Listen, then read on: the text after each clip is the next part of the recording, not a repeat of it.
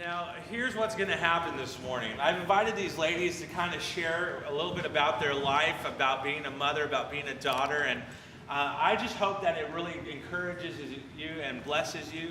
They actually helped me write this message for you this morning, and so I hope that it goes really well and that you really are blessed because of it. I just want to start by having them introduce themselves to you. We're going to start over here with Sally and just have them go down the line.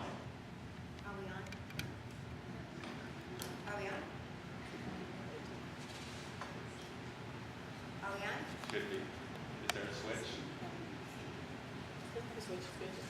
Hello? Are we on? Yeah. Good morning. I just want to thank Pastor Abel, first of all, for inviting me to come up here. I'm Sally Bowersfeld. I am a mother of 3, and I have 8 grandchildren. Hi, my name is Angie Wall, and a lot of you know me. I am a single mother of one 15-year-old daughter. Hi, my name is Jennifer Galvan. I am Pastor Abel's wife, and I am a mother of 2. I have Joshua, who is 9, and Joy, who's 8. I am Mellissa, and I am not a mother, but I am daughter to a wonderful mother. Great. How about giving them another round of applause?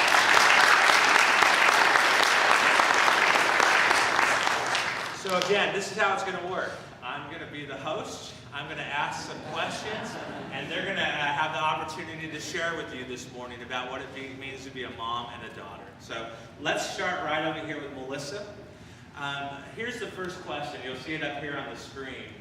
It says this: do you or did you see yourself being a mother when you were younger? I actually never really thought about being a mom. There's times when I can't wait, and there's times when I'm so glad that I'm not yet. Actually, no.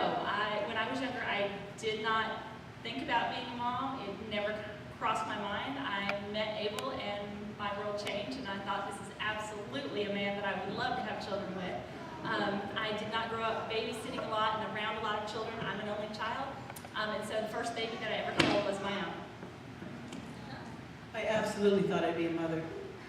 I was the one who mothered everybody in the neighborhood. I had dolls, and at that time, of course, they called it bossy. I called it being motherly to all the little kids. And so I held many children, many babies before I had my own. I almost raised my nephew because my sister was in a bad way after he was born. But I totally thought, I'd always thought I'd be a mother. Most definitely, I wanted to be a mom. I had baby dolls galore. My favorite baby doll, her name was Shirley. I think my daughter is glad that I didn't name her that. I played with her so much that one year Santa Claus brought her to me and gave her a new body because her body wore out. It was made of cloth. And the new body was made out of this rubber stuff, and she smelled really bad. And so I didn't like Shirley after that. I was really brokenhearted. But I went on from Shirley and the other baby dolls to Barbie dolls. And yes, back in the day, they did have Barbie dolls. And I played with those for a long time, and then it seemed like a very short time after that, I had real babies. And I have enjoyed so much being a mother, and now I'm a grandmother, and I like that even more. Sorry, Chad. Chad is her son. Sorry, Chad. We're going to continue this, and we're going to have Sally kick it off, and we're going to come back this way. But here's the next question that we're going to ask. What's one of the most memorable moments you have had as a mother or as a daughter? This one was really tough for me. I kind of wrestled with it this week because being a mother and a grandmother and a daughter, a memorable moment, they're just too many. So I chose one that was very recent, which absolutely was the most fabulous moment, and that was when one of my granddaughters was baptized at our home. In their church, they don't have a baptism there, baptismal, I guess is how you say it. And so rather than renting one or something, they came to us and asked us if they could perform it in our pool.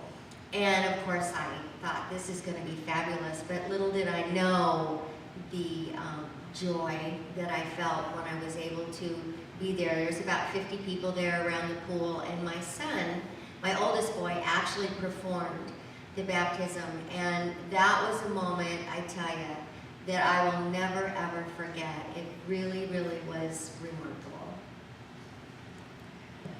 I know we talk about all the real momentous things in life, and I remember my daughter's baptism as well as being very moving to me. But to me, the favorite moments are the little things and some of the small moments. We recently, a year ago, took a trip to Hawaii, and we had a convertible, and not really understanding how the weather happens in Hawaii. We're driving down, blasting the freeway with my daughter and I and my sister and her daughter, and we had just a girls' trip. And the wind whipping our hair like insane and singing La Isla Bonita at the top of our lungs, and it started to rain. And so we just thought, we paid money for this convertible, we're just gonna drive in the rain. So that is a favorite memory of mine, because we were just soaked to the bones, and everybody was laughing at how silly we looked. But that is totally a memorable time of laughter and fun and just, enjoying God's nature. And that is a favorite moment of mine. I'd have to say the birth of my first child definitely ranks right up there as the memorable moment. When Joshua was born, he was medically fragile and stayed in the NICU for a while.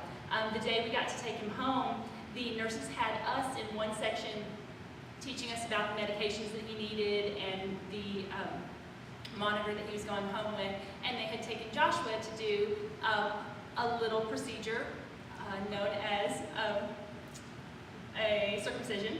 And Painful procedure. yes. And so we're there, and the nurses are talking to us, and I hear a cry, more like a scream.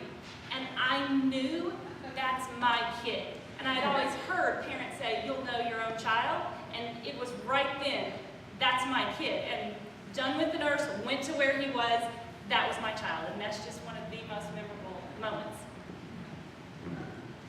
I have so many to choose from, but one of the most memorable moments is when I was a teenager, my mom and I would fight a lot about what I was wearing, what my hair looked like, so after one really bad morning, I got out of the car at high school and slammed the door. I didn't really say bye to her. And one of my classmates stopped me and he asked me what happened, and I told him, what happened. And then he told me, you never want to leave your mom and don't say I love you when you leave, because you never know what will happen. And then a few months later, I was rushed to the hospital, unable to breathe, and after they incubated me, my mom knew that she told me that she loved me 24 hours before that. Great memories. Let's go to question number 3. We're going to start with Mellissa. We're going to go back down this way. What are some of the challenges you face as a woman following Jesus Christ? As a Christian, what are some of the challenges you face?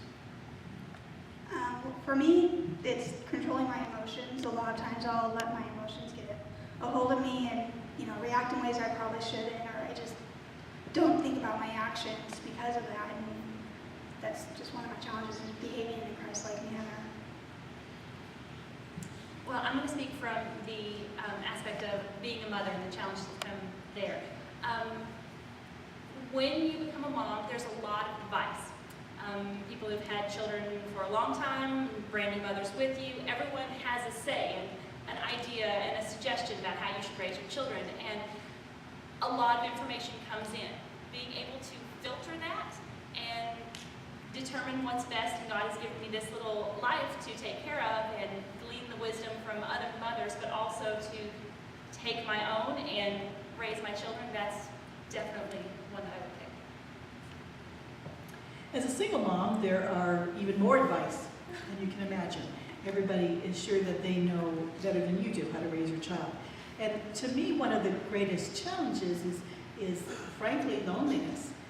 And it's being able to ask people, some of the challenges that I face raising a child and being a single mom. And even more than asking somebody, but it's the happy times. And when the little victories you have in life that mean nothing to anybody else, there's nobody for me to tell. So if I have had a struggle with somebody at work that's been particularly difficult, and suddenly it worked out and I was found to be right, I have nobody to tell. Well, and it's terribly lonely. You don't know what it's like. There's nobody that I can call and say, guess what? I was right. Okay, there's nobody for me to tell. And so that's when you have to rely on, my God is sufficient for your needs, and continue to rely on Him in that time. One of the challenges that I have, as we get older, and those of you that are getting up there, is my health. And I struggle with this because I know that God has plans for me. He tells me that. And yet, there are times when my health stops me from doing those things, and I get very confused. And so I pray to God, and I ask Him, I say, Lord, You've put something on my heart, and yet I don't have the strength to do it. And so, there in the last